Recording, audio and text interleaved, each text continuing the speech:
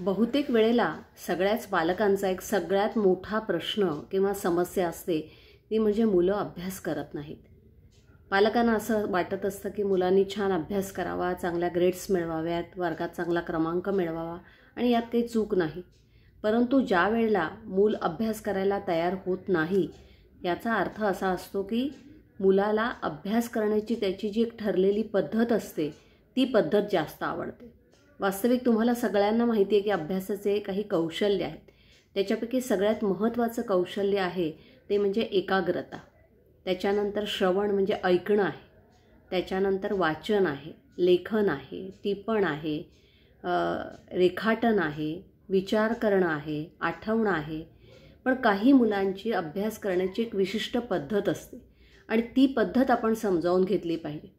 काही मुलांना वाचून पटकन कळतं, काहींना लिहून कळतं, काहींना आठवून 2-3 वेळेला लक्षात ठेवायला लागतं, काही जणांना रेखाटून कळतं, काही जण स्वतःच्या मनाशी विचार करतात.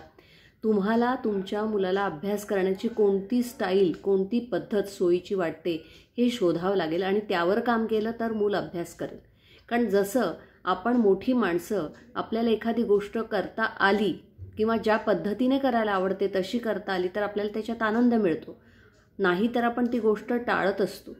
आपल्याला ज्या पद्धतीचा स्वयंपाक करायचा आहे, ज्या पद्धतीचे कपडे घालायचे, ज्या पद्धतीने आपल्याला स्विमिंग शिकायचं आहे किंवा ड्रायव्हिंग शिकायचं आहे किंवा कुठलीही गोष्ट, प्रत्येक माणसाची एक आपली पद्धत असते. तशी अभ्यासाची प्रत्येक मुलाची वेगळी पद्धत असते.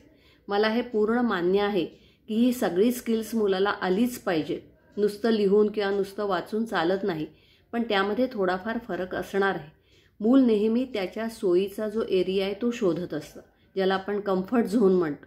आणि आपण जर मुलांवरती खूप प्रेशर टाकलं, त्याला खूप ढकललं अभ्यासाकडे किंवा त्याच्या बाबतीमध्ये आपण त्याला लेक्चर दिलं, फोर्स केला किंवा खूप स्ट्रेस दिला तर ते वर्क होत नाही, त्याचा काही उपयोग होत नाही.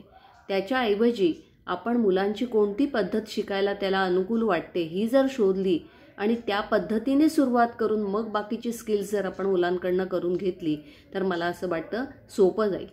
बऱ्याच वेळा पालकांना आम्ही हेही सुचवतो की मुलांच्या अभ्यासाचं टाईमटेबल करत असताना तुम्ही मुलांना सोबत घेऊन बसा.